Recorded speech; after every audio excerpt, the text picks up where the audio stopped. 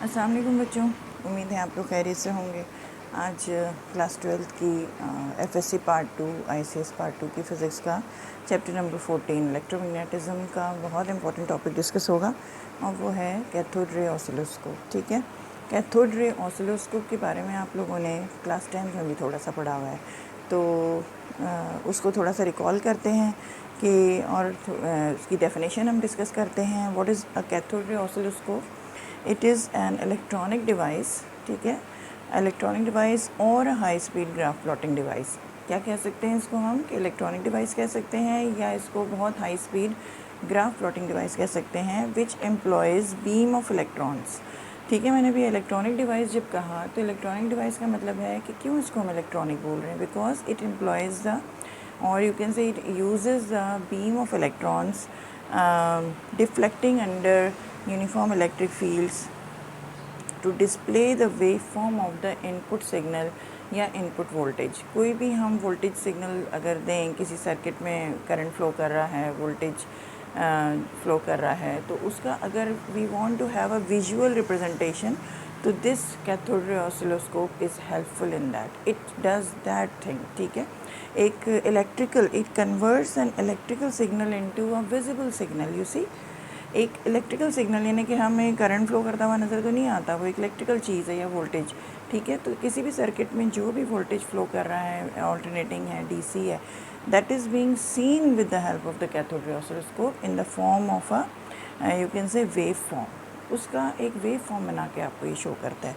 और और ये जो वोल्टेज है या कोई भी इनपुट सिग्नल है, these are all time varying functions. ठीक है, टाइम के साथ तेज़ी से बदलने वाले फंक्शंस को कैथोड रे ऑसिलोस्कोप विजिबल वे में एक्सप्रेस करता है, विजिबल वे में शो करता है। तो हम ये देखते हैं कि CRO जो है वो क्या चीज़ है। बेसिकली ये मैंने डायग्राम ड्रॉ की भी आपके सामने और हमें मालूम भी है। सबसे पहले हम देखें इसको, हम अगर लॉन्ग क्वेश्चन के तौर पे इसको पढ़ें, यानी कि बोर्ड एग्ज़ाम में it comes in the long question category, आपको इसको लॉन्ग फॉर्म में आंसर करना होगा। तो सबसे पहले you will have to draw the diagram. Diagram ये इस तरह से है कि इट कंसिस्ट ऑफ फिलामेंट, ये फिलामेंट है, उसके आगे there is this cathode placed, then this grid placed, और उसके आगे ये 3 एनोड्स लगे हुए हैं। ठीक है, और उससे भी आगे फिर हमारे पास ये एक्स प्लेट्स हैं, these are the Y plates, and then there is a fluorescent screen. ठीक है, ये सारा जो है it is in the diagram, ये आप ड्रॉ करेंगे। And these all parts are there in a tube, जिसको हम कैथोड रे ट्यूब भी बोलते हैं। तो इसके जो पार्ट्स हैं, it consist of 3 parts. Parts आपने यहाँ पे लिखना है। Parts is what it consist of electron gun, deflecting plates and fluorescent screen. Electron gun जो है वो कहाँ तक है? Electron gun consist of filament, cathode, grid and anode. यहाँ तक आप कह लें कि it is an electron gun. यहाँ तक ये इलेक्ट्रॉन गन है। ठीक है, अब पार्ट्स लिख लेंगे। ठीक है, तो ये सारी डायग्राम ड्रॉ कर लें।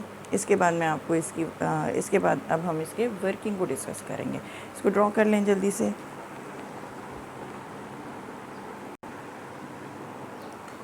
जी, वर्किंग को हम डिस्कस करेंगे इस तरह से कि सबसे पहले क्या है कि हम फिलामेंट को we actually give potential to it due to which it gets heated up. Filament किसी मटेरियल का बना हुआ है, मेटल का बना हुआ है, mostly it is an alloy. ठीक है, which gets heated up and emits heat from it and it heats up the cathode placed in front of it. Cathode क्या चीज़ है? It is some metallic plate. ठीक है, और ऐसी metallic plate जिसमें इलेक्ट्रॉन्स जो हैं they are very loosely bound.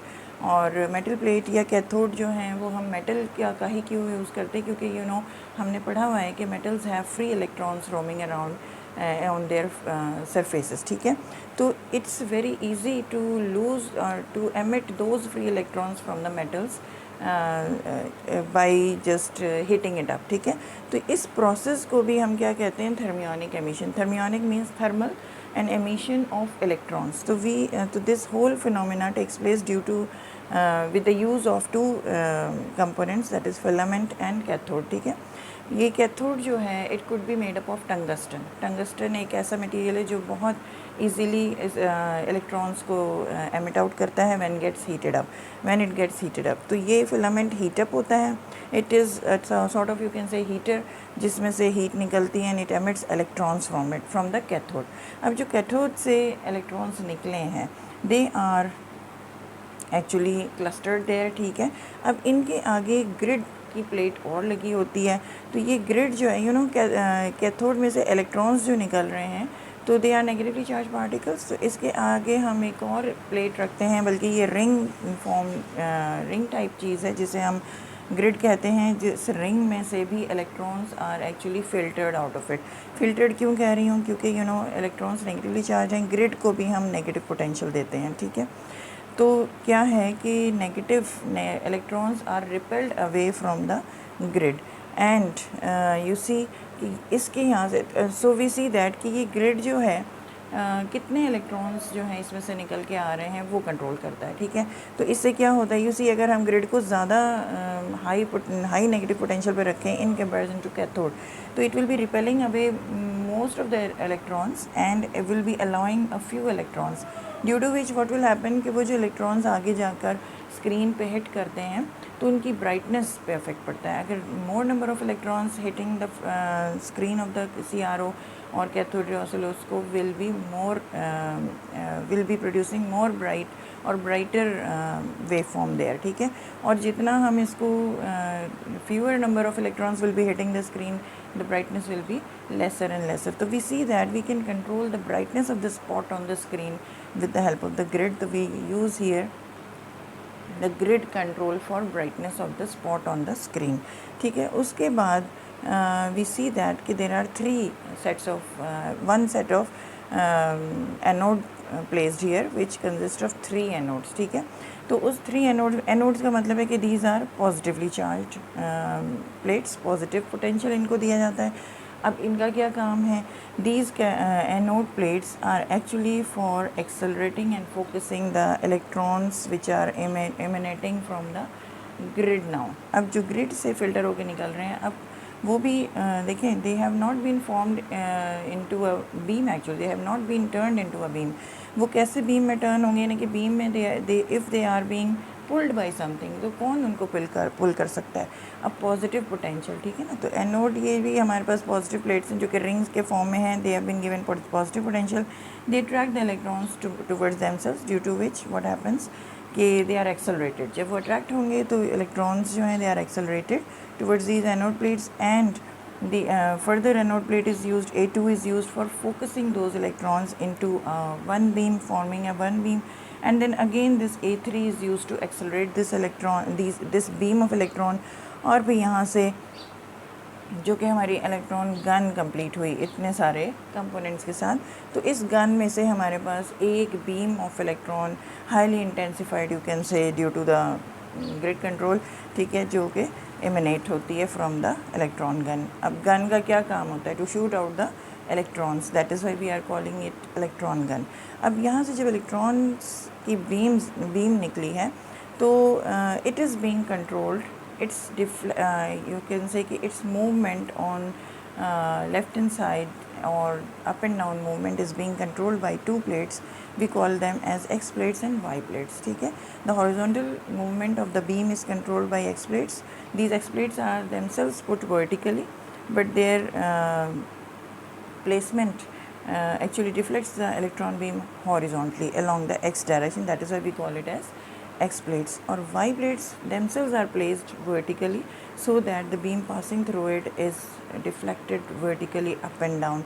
That is why we call it as Y plate, ठीक है। तो ये मूवमेंट इलेक्ट्रॉन बीम का जो है वो X और Y plates कंट्रोल करते हैं, and while being controlled by these X and Y plates, these electron beams they hit the screen, which is a fluorescent screen which is actually thinly coated from inside with a fluorescent material like phosphor, ठीक है। जब उसमें electrons hit करते हैं तो वो phosphor material ऐसा होता है कि उसमें they excite those atoms of phosphor, and when they get excited they do not remain there for long, उन्होंने वापस डी एक्साइट होना है। तो जब वो डी एक्साइट होते हैं तो they emit the same amount of energy which electron have been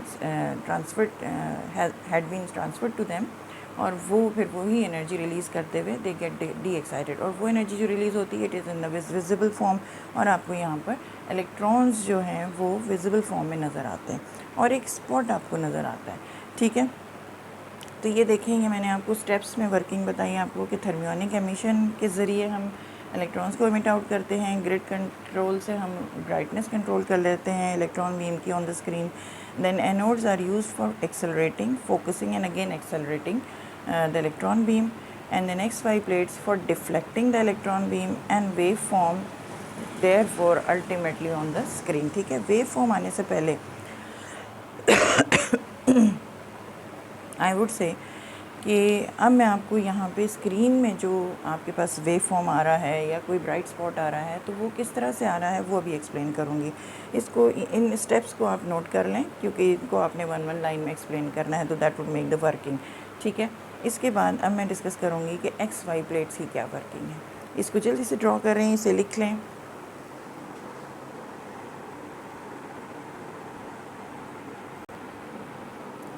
जी, अब हम डिस्कस करेंगे working of X Y plates. ठीक है, स्पेसिफिकली जो कि actually controlling and converting the electrical signal into visible signal actually. ठीक है, तो अब ये है कि ये सारी प्रोसेस हो गई, इलेक्ट्रॉन गन से इलेक्ट्रॉन बीम निकली, तो जैसे ही एक्स प्लेट्स के दरमियान आती है। ठीक है, तो एक्स प्लेट्स पर एक वोल्टेज सप्लाई जो है that is been given by circuit which is actually built inside that CRO itself. ठीक है, कंस्ट्रक्शन के दौरान ही इस एक्स प्लेट्स पर एक सर्किट कनेक्टेड होता है जिसको हम कहते हैं आइदर स्वीप या फिर उसको कहते हैं टाइम बेस्ड जनरेटर। क्यों कहते हैं?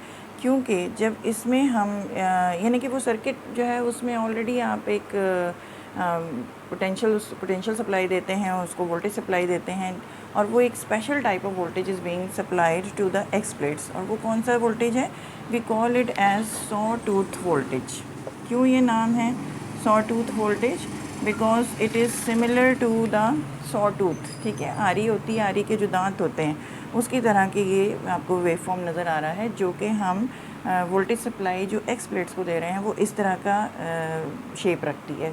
तो ये क्या शेप है? इट्स लाइक दिस कि वो जो सर्किट कंस्ट्रक्टेड है इनसाइड द CRO वो क्या करता है, उसमें जो पोटेंशियल डेवलप होता है, या जब आप सेल उसको कनेक्ट करते हैं या कोई भी आप उसको पोटेंशियल डिफरेंस दे रहे हैं, वोल्टेज सप्लाई दे रहे हैं, तो वो ग्रेजुअली इंक्रीज़ होता है लीनियरली कह लें विद टाइम, और फिर it drops down to zero immediately here। ठीक है, then again it rises, it increases its value linearly with time, and then again it drops down to zero। This is the pattern of the voltage being supplied to the X plates। ठीक है, similar to a sawtooth, that is why we call it as sawtooth voltage। ठीक है, अब ऐसा voltage जब आप इसको देते हैं तो ड्यू टू दैट क्या होता है कि स्क्रीन में आपको कुछ स्पेशल विजिबिलिटी मिलती है। ठीक है, उससे पहले मैं ये बताऊंगी कि जब अगर आपने ऐसा किया है कि सिर्फ पावर सप्लाई ऑन की है, यानी कि थर्मियोनिक एमिशन आपने किया, तो जिसकी वजह से इलेक्ट्रॉन बीम्स जो हैं वो एक्सेलरेट होके यहाँ तक गई और ये आगे they have been pushed towards the screen, तो जब वो स्क्रीन को हिट करती हैं तो सिर्फ एक डॉट स्पॉट नज़र आता है वहाँ पे। ठीक है, electron beam is hitting at the mid point of the screen just. ठीक है, एंड मेकिंग इट ब्राइट। तो वी सी दैट कि ये जब हमने XY प्लेट्स को ऑन नहीं किया है उस वक्त ये होता है। तो अब ये है कि जब सॉटूथ वोल्टेज आपने X प्लेट्स को दिया, Y प्लेट को नहीं दिया सपोज़, तो इस वक्त जब ये ब्राइट स्पॉट सेंटर पे था या कहीं भी स्क्रीन पे साइड पे था, सिर्फ एक स्पॉट के फॉर्म में था, तो अब जब आपने उसको ऐसा वोल्टेज सप्लाई X प्लेट्स को दिया जिसकी वजह से वोल्टेज इंक्रीज़ हो रहा है linearly with time, due to which what will happen कि ये जो इलेक्ट्रॉन बीम है it will be deflected across these two plates linearly on the horizontally you can say. तो कैसे ये डिफ्लेक्ट होगी? जब इसमें आप वोल्टेज इंक्रीज़ कर रहे हैं, यानी कि ये जो दोनों फील्ड्स हैं सॉरी प्लेट्स हैं, इनमें आपने पॉजिटिव और नेगेटिव पोटेंशियल जा रहा है और electric field is being setup between these two plates. एक इलेक्ट्रिक फील्ड जो कि हॉरिजॉन्टल है, इसमें जो इलेक्ट्रिक फील्ड है वो वर्टिकल सेटअप हुई हुई है। तो इलेक्ट्रॉन बीम जो है वो पॉजिटिव की तरफ अट्रैक्ट होगा या डिफ्लेक्ट होगा, और लेकिन किस तरह से होगा कि वोल्टेज इंक्रीज़ हुआ तो it goes to the one side, और जैसे ही ज़ीरो हुआ तो it comes to its initial position, जहाँ से भी स्टार्ट हुआ। अगर वो सेंटर पे था तो सेंटर पे वापस आ जाएगा।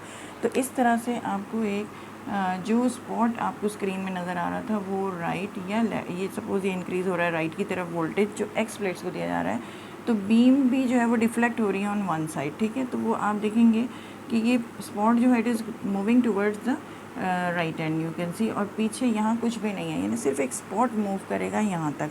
फिर जैसे ही वो ज़ीरो होगा तो this spot will come back to its initial position. अब यहाँ कुछ नहीं है, जस्ट एक स्पॉट की मूवमेंट आपको नज़र आएगी with the voltage supply to the X plates, ठीक है। वो जो ये स्पॉट है it is moving from left to right and right to left according to the sawtooth voltage, due to which what happens कि अगर ये जो movement of the spot bright spot on the screen है towards right and left, ये हम क्या कर सकते हैं कि अगर हम ये this is a time period in which the voltage is rising and coming back to zero, ठीक है। अगर ये टाइम पीरियड हम बहुत शॉर्ट कर दें, यानी कि बहुत शॉर्ट टाइम में it is the voltage is rising up and down, up and becoming zero like this, so the movement of the spot will be very fast on the screen। ये जो movement है spot की वो यहाँ से यहाँ और यहाँ से है, इतनी fast होगी कि it will be forming a bright horizontal line there, ठीक है। तो ये जो हम देख रहे हैं, और यही मकसद है हमारे यहाँ पे इसका एक्स प्लेट को सॉटूथ वोल्टेज देने का, कि हम ये टाइम पीरियड इतना शॉर्ट रखें सॉटूथ वोल्टेज का कि हमें एक स्ट्रेट लाइन मिले। अभी मैं आपको बताती हूँ कि स्ट्रेट लाइन भी हमें क्यों चाहिए, स्ट्रेट ब्राइट लाइन, ठीक है, ऑफ इलेक्ट्रॉन बीम। तो वी सी दैट कि ये जो आपका जो सर्किट है which is connected to the X plate here which is supplying the sawtooth voltage to it is actually sweeping the electron beam horizontally or across the X plate, that is why we call it as sweep, ठीक है। और ये time based generator है, यानी कि generate कर रहा है वोल्टेज को और टाइम पे बेस्ड जनरेट कर रहा है, इसलिए हम इसको टाइम बेस्ड जनरेटर भी कह लेते हैं, ठीक है। यहाँ तक बात समझ आ गई। तो वी सी दैट कि अगर मैं एक आपको ये, और अगर यही आप कह लें कि हाँ, अब हमने शुरू में पढ़ा था कि function of your CRO was what, कि वाई प्लेट्स एक्चुअली फंक्शन ये था कि ये इनपुट सिग्नल को डिस्प्ले करता है। तो अभी तक हमने इनपुट सिग्नल तो नहीं दिया, अभी तक हमने बिल्ट इन चीज़ें बात की हैं कि इसमें क्या है, पार्ट्स कौन से यूज़ होते हैं, और एक्स प्लेट्स में भी जो हमने भी वोल्टेज सप्लाई की बात की वो भी बिल्ट इन है, ठीक है। अब हमने जो सिग्नल को, इलेक्ट्रिकल सिग्नल को ऑब्ज़र्व करना है विजिबली, तो वो हम सप्लाई करते हैं वाई प्लेट्स में, वो हम सप्लाई करते हैं वाई प्लेट, यानी वाई प्लेट से हम अपना एक्सटर्नल सर्किट जो है वो कनेक्ट करते हैं, और फिर वो एक्सटर्नल सर्किट में जो वोल्टेज सप्लाई जा रही है, whether it is a sinusoidal wave, whether it is a square wave, whether it is a direct current, that becomes visible on the screen। तो we see that कि अगर हम इसको ऑन द होल देखें तो ये है कि एक्स और वाई प्लेट्स अगर ऑफ़ हैं, मैंने आपको बताया जो वर्किंग हम based on the X Y plates वो इस तरह से है कि एक्स और वाई दोनों ऑफ़ हैं, तो आपके पास वेव फॉर्म जो स्क्रीन पे आ रही है वो एक टाइनी स्पॉट है, टाइनी ब्राइट स्पॉट। फिर हमने एक्स प्लेट्स को ऑन किया और वाई प्लेट में कुछ भी नहीं कनेक्टेड है, ऑफ़ है, तो आपको मैंने भी बताया कि एक हॉरिजॉन्टल लाइन क्रिएट हो जाती है depending upon the time period. If it is very large, time period बहुत ज़्यादा है, तो that bright spot will go very slowly to the other point and then come back to the initial position, और आपको वो, और बीच में कुछ भी नहीं है, यानी कि सिर्फ पॉइंट का मूवमेंट आपको नज़र आएगा बहुत आहिस्ता आहिस्ता। लेकिन जब हम ये टाइम पीरियड को बहुत फास्ट कर देंगे, स्मॉल कर देंगे, तो वो the bright spot will move very fast in a very shorter time from one place to another and it will be forming a just a straight horizontal line। फिर हमने अगर एक्स प्लेट को of कर दिया और जिस voltage signal को हमने देखना है उसको अगर हमने ऑन किया, यानी वाई प्लेट को ऑन किया, तो the electron beam will be deflected along the Y axis. तो वो भी एक आपके सामने depending upon its time period, वो भी तो किसी टाइम पीरियड पे बेस्ड मूव कर रहा है, ठीक है, फ्लो कर रहा है। तो उस टाइम पीरियड पे बेस्ड अगर वो बहुत टाइम पीरियड शॉर्ट है तो you will be having only a vertical line there on the screen of the CRO। और अगर ये दोनों ऑन कर लिए तो अब यू सी कि वो जो एक वर्टिकल लाइन, अगर वो ऑल्टरनेटिंग वोल्टेज थी, सबको पता ऑल्टरनेटिंग वोल्टेज इस तरह का होता है, ठीक है ना, और इसी को हम साइनोसॉइडल वेव भी बोलते हैं। साइनोसॉइडल यानी साइन फंक्शन जैसे चलता है, ट्रिग्नोमेट्री में आपने पढ़ा होगा, ठीक है। या कोई स्क्वायर वेव है इस तरह से, अगर ये सिग्नल दिया है तो ये जो एक वर्टिकल लाइन हमें मिल रही थी जब एक्स प्लेट ऑफ थी, तो वो vertical line spreads along the horizontal direction when both the x plates and y plates are on and it spreads like this। अगर ये साइनोसॉइडल वोल्टेज आपने दिया है y प्लेट को तो, और अगर स्क्वायर वेव दिया है तो वो आपके पास स्प्रेड होके इस तरह से आपके पास स्क्रीन में वेव फॉर्म आ जाता है, ठीक है। तो this is how we see that कि हमें वेव फॉर्म जो है वो अपीयर होता है on the screen in which ever circuit और which ever voltage you give to the Y plates, ठीक है। यानी कि इन वाई प्लेट्स में आप वो वोल्टेज सप्लाई करते हैं जिसको आपने स्टडी करना है, और उसका वेव फॉर्म हम ऑब्टेन कर लेते हैं ऑन द CRO स्क्रीन। तो यहाँ तक आपको क्लियर हो गया, ठीक है।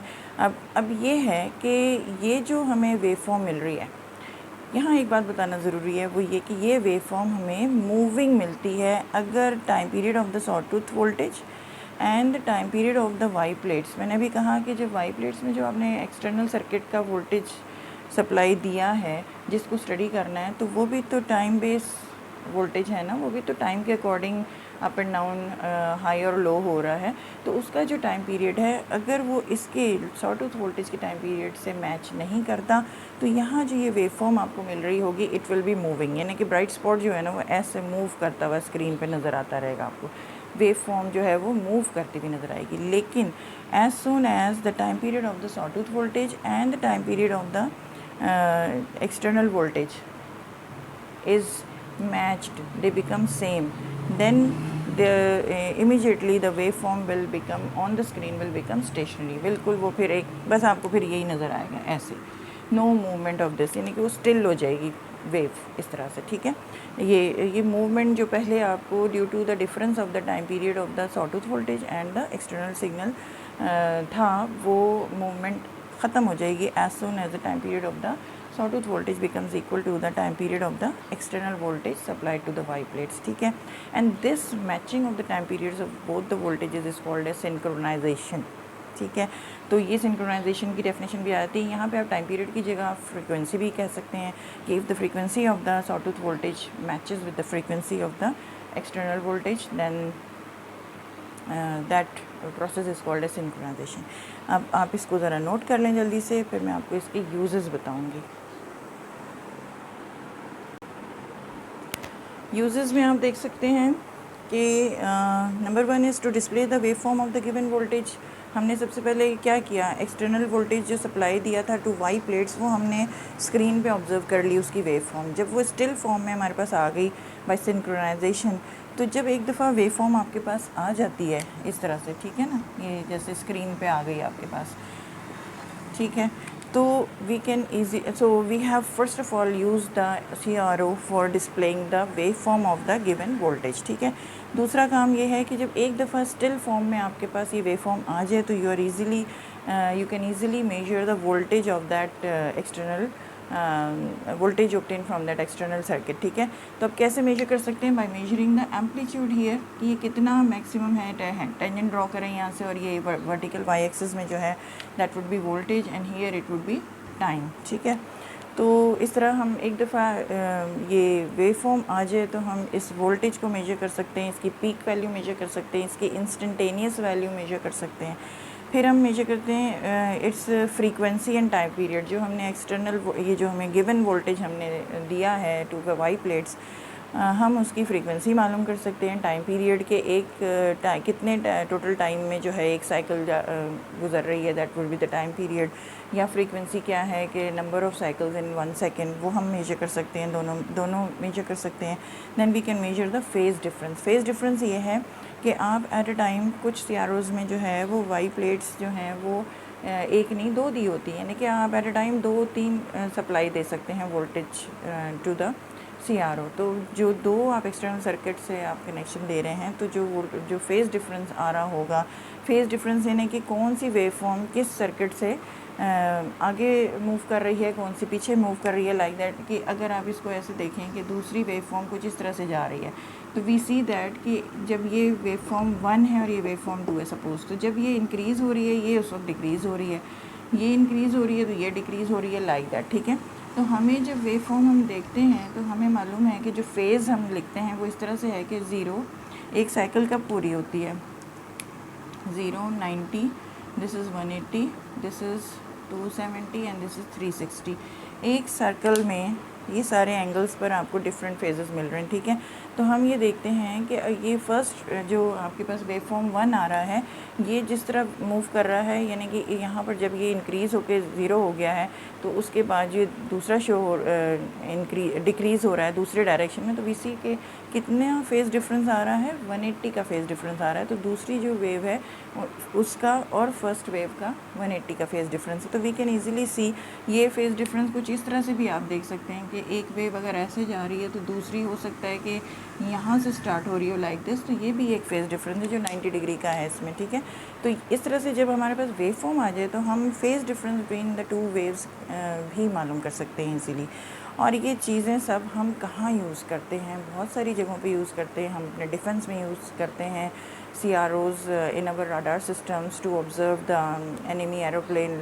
ठीक है, फिर हम उसमें हॉस्पिटल चले जाएं तो हमें हमारी हार्ट बीट्स जो हैं वो स्कैन होती हैं, हम फिज़िकल सिग्नल्स को, साउंड सिग्नल्स को विजिबल फॉर्म दे सकते हैं। हम यू कैन से कि दूसरे और जो भी टेम्परेचर को हम विजिबल सिग्नल दे सकते हैं with the help of the CRO। Heart beats जब हमारा हार्ट जो है व्हेन इट कम्स तो वो it is been converted and we get on the screen इस तरह के हमारे पास कुछ ग्राफ्स आ रहे होते हैं। ठीक है ना, तो जब वो पंप होता है, हार्ट बीट होती है, तो हमें ये इस तरह से पीक्स नज़र आ रही होती हैं और हम इसको ऑब्ज़र्व कर लेते हैं कि ये स्टेबल है या डिस्टर्ब्ड है। तो CRO are used in many places. ठीक है, तो उम्मीद है कि आपको ये टॉपिक क्लियर हो गया होगा और अब इसको लॉन्ग क्वेश्चन के लिए ज़रूर तैयार कर लीजिएगा। इसमें से बहुत सारे शॉर्ट क्वेश्चंस भी निकलते हैं, उनको भी देख लीजिएगा और फिज़िक्स पेज चैनल को याद रखें, इससे मैक्सिमम फ़ायदा उठाएं। अगले टॉपिक्स और बहुत इंपॉर्टेंट हैं, टॉर्क को डिस्कस करेंगे। तब तक के लिए इजाज़त दीजिए, अल्लाह हाफ़िज़।